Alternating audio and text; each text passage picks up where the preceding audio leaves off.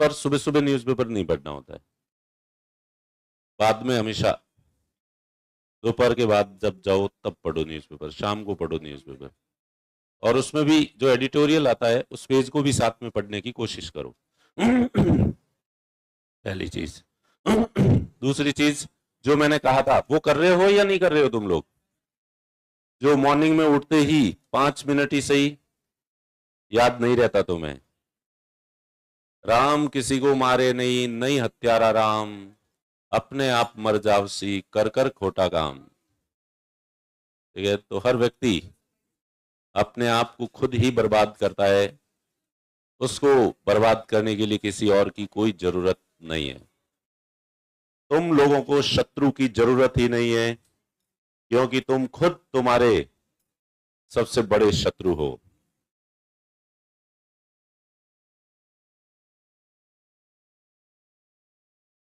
शाम को खाना खाने के बाद कोचिंग के साथ साथ कितने घंटे पढ़ना चाहिए? मैं कह रहा हूं कि कोचिंग के साथ साथ पढ़ाई ही करनी चाहिए, दूसरा कुछ करना ही नहीं है।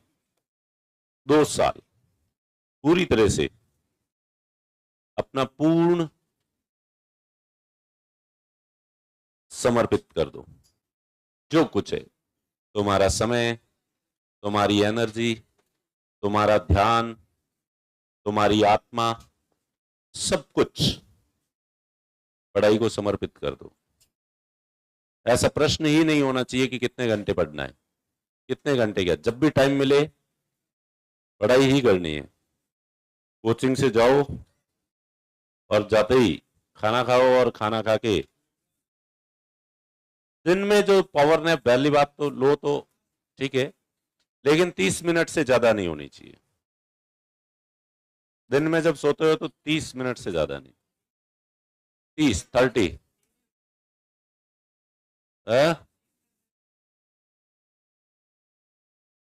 तो नींद आने में 30 मिनट लग, तो सो मत, तो सो मत। इसका मतलब तुम्हें नींद मुश्किल से आती है, तो जबरदस्ती क्यों सोना? और एक बात, सामान्यतया कुछ साइकोलॉजिस्ट ने और कुछ टीचर्स ने ऐसा एक भ्रम फैला रखा है कि लगातार 2 घंटे से ज्यादा, 1 घंटे से ज्यादा पढ़ते हैं तो फिर चीजें सिर के ऊपर से होके जाने लग जाती है। इसलिए 1-2 घंटे पढ़ो, फिर बीच में थोड़ा ब्रेक लो और फिर वापस पढ़ो। जबकि ये बहुत ही वाहियात तरीके का झूठ है। तुम हमेशा कोशिश करो कि दिन में एक स्लॉट ऐसा हो जिसमें लगातार 5 से 6 घंटे तुम पढ़ रहे हो, लगातार 4 से 5 घंटे। कितने घंटे? जिसमें फोन देखना ही नहीं है, केवल पानी पीना है या टॉयलेट करना है, इसके अलावा। हाँ हाँ, अच्छा। तो इसलिए जो है,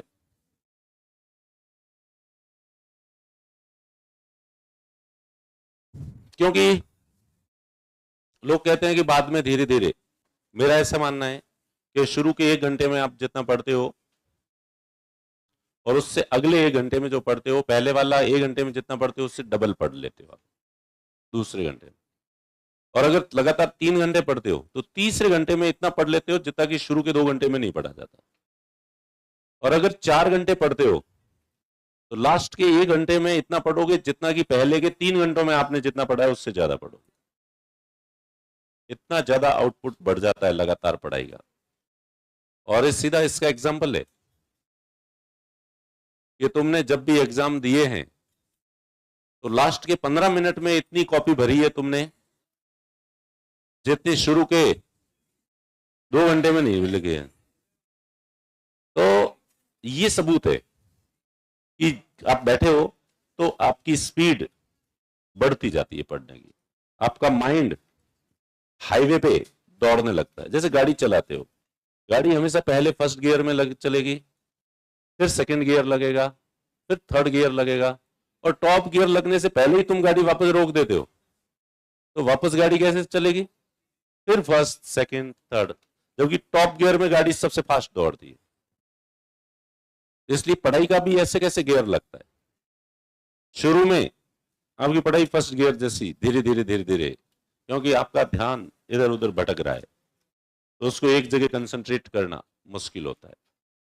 इसलिए हमेशा अगर पढ़ो तो 4 घंटे लगातार पढ़ो, ताकि अब एक एक घंटे 4 बार पढ़ लो, और 4 घंटे लगातार पढ़ते हो तो 5-6 गुना ज्यादा पढ़ाई हो जाती है तुम्हारी, 5-6 गुना ज्यादा हो जाती है। इसलिए और अपने को चाहिए बेटर आउटपुट। पर खैर, और होता क्या है कि जब आपके पास कोई चीज होती है तब आप उसका अहमियत समझते नहीं।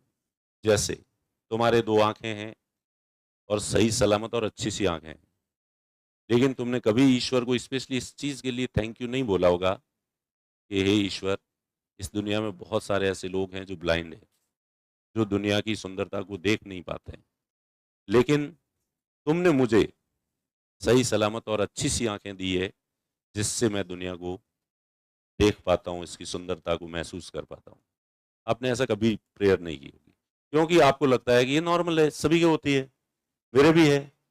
तो कुछ चीजें ऐसी होती जो होती बहुत महत्वपूर्ण है, लेकिन हम उनके महत्व के बारे में समझते नहीं है। और आंखों का कितना महत्व है इसको समझना है तो किसी एक दिन, संडे के दिन प्रण ले लेना, और सुबह से आंखों के पट्टी बांध देना, और पूरे दिन आंख पे पट्टी रखना, ऐसा प्रण लेना। तब तुम्हें आंखों की अहमियत पता चलेगी, वरना आंखों की अहमियत के बारे में हम सोचते नहीं है।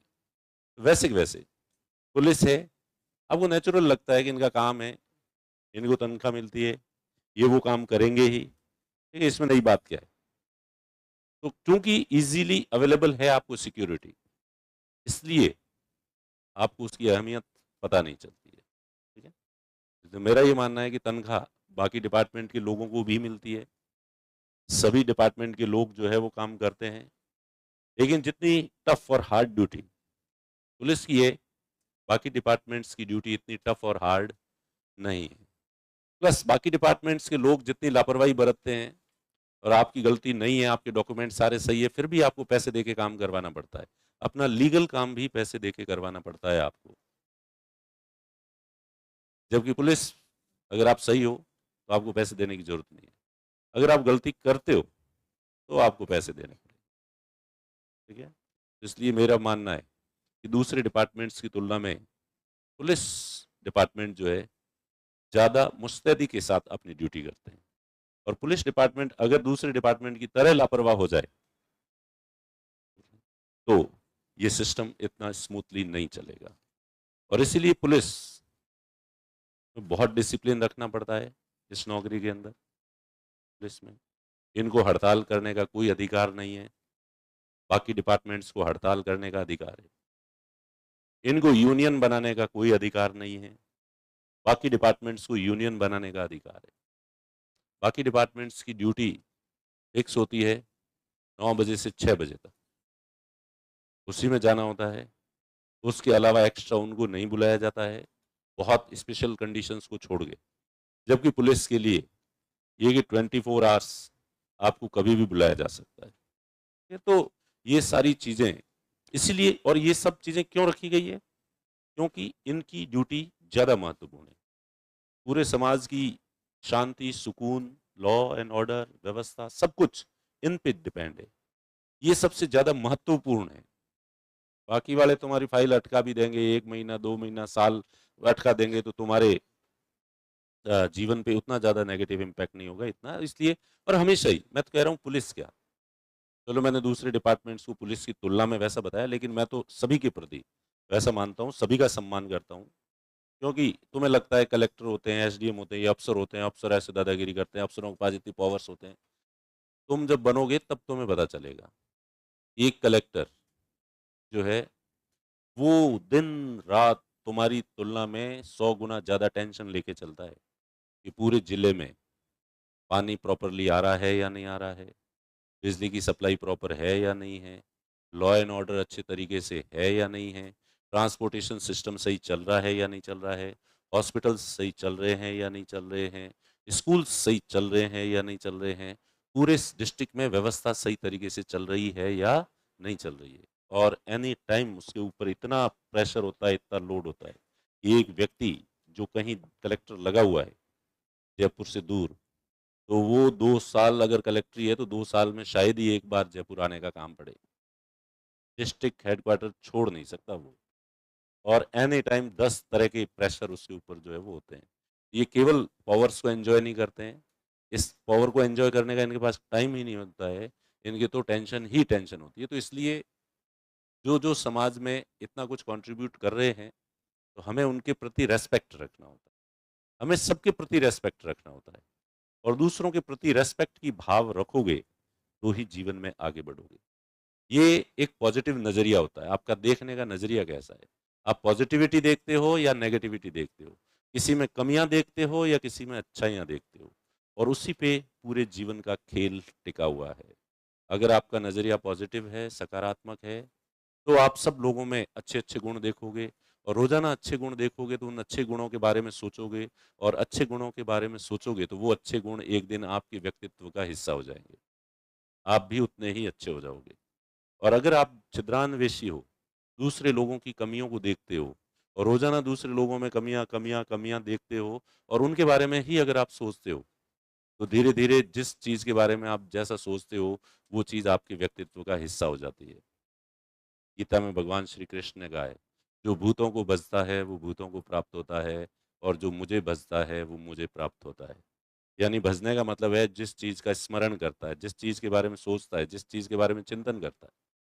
तो तुम लोगों की कमियां, लोगों की बुराइयों के बारे में चिंतन करोगे, तो धीरे धीरे वो बुराइयां तुम्हारे व्यक्तित्व का हिस्सा हो जाएगी। तुम दूसरे लोगों में अच्छाइयां देखोगे और उन अच्छाइयों के बारे में चिंतन करोगे, तो धीरे धीरे वो सारी अच्छाइयां तुम्हारे व्यक्तित्व का हिस्सा बन जाएगी। और अंततः तुम्हारा व्यक्तित्व कैसा है, पॉजिटिव है, अच्छाइयों से युक्त है, तो ही जीवन में तुम आगे बढ़ोगे। ओम शांति शांति। ऐसे थोड़ी देर के लिए लगा जैसे मैं कोई बाबा जी बन गया हूँ और तुम कोई चेले बन गए हो। ठीक है, तो क्या चाहिए, बाबा बाबा बनूं तो ठीक है, चल सकता है मामला? नहीं चलेगा? पर मैं फिर थोड़ी देर में कर दूंगा पैसा पैसा पैसा। ठीक है। और तो एक लेखक है खलील जिब्रान, वो बहुत, वो उनका मतलब मैं बहुत फैन हूँ। ठीक है, क्योंकि वो पॉजिटिविटी पे इतना ज्यादा जोर देते हैं, सकारात्मकता। अब ईश्वर अच्छा होता है, ईश्वर महत्वपूर्ण है, इसके बारे में तो हम सभी सोचते हैं। और शैतान बुरा होता है, शैतान की वजह से ही ईश्वर को अवतार लेना पड़ता है, और शैतान को कंट्रोल करने के लिए ही ईश्वर है इस सृष्टि में, ऐसा अपन सोचते हैं, इसलिए शैतान बुरा ही बुरा है। लेकिन आपको ये जान के आश्चर्य होगा कि खलील जिब्रान ने एक कहानी लिखी है, द एविल, शैतान, और उसमें शैतान की प्रशंसा की है, और शैतान को उतना ही महत्वपूर्ण और उतना ही महान बताया है जितना ईश्वर महान होता है। आप व्यक्ति की पॉजिटिविटी की पराकाष्ठा देखो कि शैतान में इतनी अच्छाइयां बता दी उन्होंने। इसलिए तुम वो कहानी जरूर पढ़ना। तो ये पॉजिटिविटी का चरम रूप है कि शैतान में भी क्या दिख रहा है, अच्छा ही दिख रहा है, कि उसका भी महत्व है समाज में, वो भी होना चाहिए। तो इसलिए आप भी ये कहानी इसलिए सुनाइए ताकि आपका नजरिया, आपको जब भी कोई व्यक्ति बुरा लगे, उसके बारे में बुरे भाव आए, तो तब उसमें आप अगर अच्छा ही देख लो तो आपका नजरिया पॉजिटिव है। ठीक है, तो इसलिए हमेशा, और खलील जिब्रान का एक कोटेशन है, मैंने वाचाल को देखकर मौन सीखा। मैंने वाचाल को देखकर, वाचाल यानी बहुत ज्यादा बोलता है, उसको देखा तो मैंने मौन सीखा कि अरे यार ज्यादा नहीं बोलना चाहिए, बक बक करते हैं, माथा खाते हैं, लोग दुखी हो जाते हैं। इसका मतलब आदमी को थोड़ा चुप रहना चाहिए। मैंने निर्दयी को देखकर दया सीखी। एक जो निर्दयी व्यक्ति है वो किसी का खून करता है, ऐसे जगह जगह चाकू घोंप घोंप के, घायल कर करके, तड़पा तड़पा के मारता है, तो उस तड़प तड़प के मरते हुए आदमी को देख के हमारे अंदर क्या उत्पन्न होती है, दया। मैंने अधर्मी को देखकर धर्म सीखा। अधर्मी आदमी जो हर एक के हिस्से का छीनता है, इकट्ठा करता है, छीनता है, लोगों को लूटता है, मारता है, तो उसको देख के भाई ये नहीं करना चाहिए।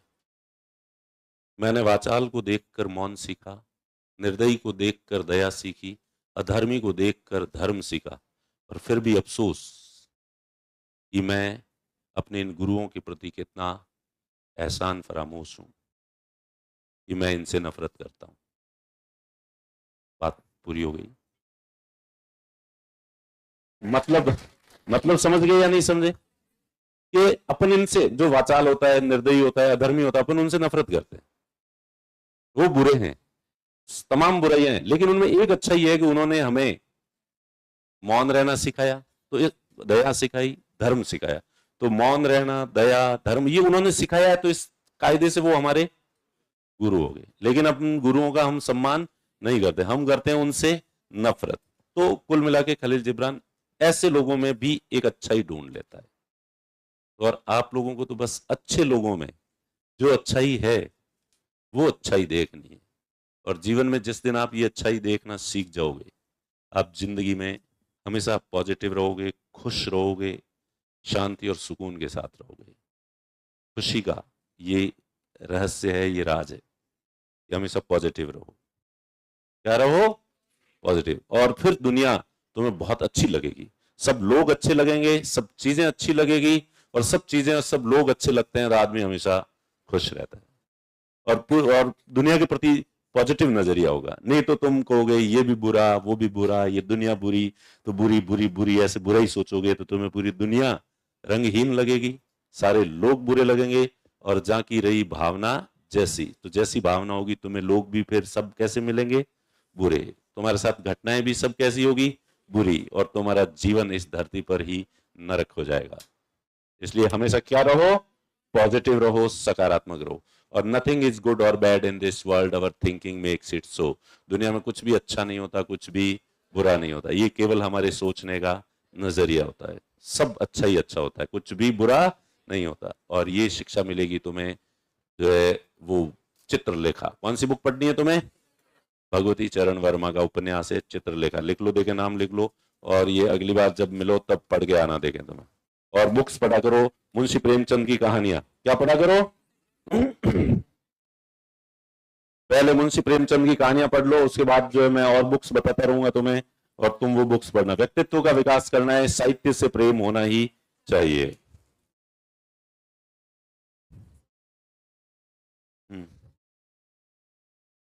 या जो पॉजिटिव सोचेगा तो वो हमेशा ऐसा ही रहेगा। हाँ, हाँ। वो उसके बारे में वो आदमी में तो देखो, हर आदमी में अच्छाइयां भी होती है और बुराइयां भी होती है। दुनिया में कोई भी आदमी दूध का धुला नहीं है। तुम लोगों को हम टीचर्स लगते होंगे कि कितने भले हैं और कितने महान हैं, पर ये नहीं लगते, ये नहीं लगते, लुटेरे लगते हो, लुटेरे। हम लोगों को तुमने 95,000 रुपए लिए हैं, वो बाकी के सरकार ने लिए। देखो ऐसे पूरा हमारे ऊपर मत करो, बाकी सरकार ने लिए, हमने 95,000 और 17,000 गवर्नमेंट के पास गए हैं सीधे। हमारी फीस है 95,000, बाकी 17,000 रुपए सरकार ने लिए हैं जीएसटी के। किसके लिए हैं? और वो तो तुम्हें रसीद मिली होगी, तो उसमें बाकायदा लिखे हुए होंगे। वो तो 500 रुपए भी देते हो तो उसमें इतनी तो चार्ज है कोचिंग का, इतना SGST है, इतना CGST है। दोनों स्टेट गवर्नमेंट के पास और सेंट्रल गवर्नमेंट, दोनों सरकारों ने मिलकर लूटा है तुम्हें। और हम तो तुम्हें पढ़ाएंगे 2 साल तक, वो क्या करेंगे? वो तुम्हारी सुरक्षा करेंगे। ठीक है, चलिए ठीक है। तो अभी पहले शुरुआत इसी से करो, और कौन से पे मत जाओ, जल्दी का काम। तो ज्यादा ज्यादा नहीं, अभी ये मुंशी प्रेमचंद की 10 कहानियां पढ़ के आ जाओ, फिर मुझे बताओ देखे तुम। और बहुत ही अच्छी मुंशी प्रेमचंद की जो कहानियां हैं, नमक का दारोगा तो पढ़ी हुई है, पंच परमेश्वर, पूस की रात, ईदगाह। चलो, तो गुनाहों का देवता उपन्यास है, वो तो जो धर्मवीर भारती का है। हालांकि बहुत फेमस उपन्यास है, लेकिन वो इतना आदर्शवादी है कि मुझे कभी अच्छा लगा नहीं। मैंने पढ़ने की कोशिश की, काफी पढ़ा, मुझे लगा अब थोड़ा ठीक लगेगा, अब ठीक लगेगा, लेकिन अति आदर्शवादी है। ऐसा प्यार संभव नहीं होता है। तो गर्ल्स प्लीज, गुनाहों का देवता पढ़ के तुम भटक मत जाना। इसलिए धर्मवीर भारती का एक दूसरा उपन्यास है, सूरज का 7वां घोड़ा। कौन सा? वो प्रैक्टिकल अप्रोच पे है। रियलिटी में आदमी लालची, स्वार्थी पहले होता है, प्यार मोहब्बत बाद में होती है। ठीक है, इसलिए मुझे वो ज्यादा अच्छा लगता है, सूरज का 7वां। किसी ने पढ़ा थोड़ी है? तुम लोगों ने नहीं पढ़ा तो नहीं, तो वो या तो पढ़ लो, या वो जो मूवी भी बनी हुई है जो है, ये धर्मवीर भारती, गुनाहों का देवता और सूरज का सातवां घोड़ा जो है मूवी, उसका मूवी का नाम ही सूरज का सातवां घोड़ा ही है। बहुत ही अच्छी मूवी है। दोनों में से जो पढ़ना चाहो वो पढ़ लो, वैसे बुक पढ़ो तो ठीक रहेगा।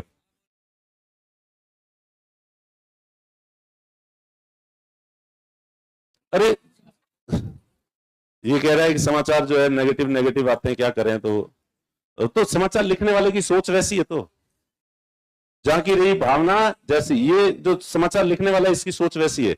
पुलिस 100 अच्छे काम करती है, 50 एक्सीडेंट जयपुर के अंदर होते हैं, तो 50 एक्सीडेंट में हमेशा उन लोगों को हॉस्पिटल ले जाके उनकी जिंदगी बचाने का काम पुलिस करती है। ओके, तो मुझे याद है एक दिन जो है एक एक्सीडेंट हुआ, हमारे सामने ही हुआ। सभी लोग पास से जा रहे थे, आदमी सड़क पे तड़प रहा था, जब तक पुलिस नहीं आई तब तक उसको किसी ने हॉस्पिटल नहीं ले जाए। पुलिस आई, हाँ मैं भी नहीं ले गया, ठीक है, हाँ वो तो मैं बता रहा हूं। फिर जो है पुलिस आई और उसको, जो घायल था, पुलिस की जीप वैसी होती है, उस सीटों के बीच में उस घायल को रखा और ले गए।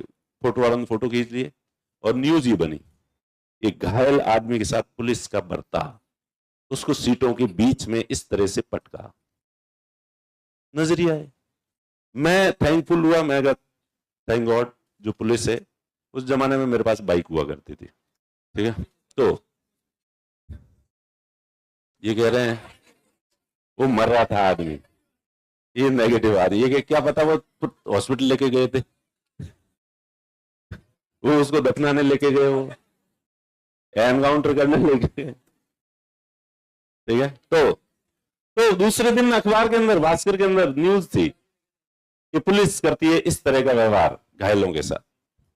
अरे वो तो पुलिस है, हॉस्पिटल लेके गई उसको, उसकी जान बचाई। तो तुम्हारा नजरिया है तो देख लो। वैसे जैसी तुम्हारी सोच, तुम्हें मुबारक, मेरे कहने से तुमको, जैसे तुम्हारे हेरिडिटी है, आनुवंशिकता है, वैसे रहोगे तो तुम वैसे ही।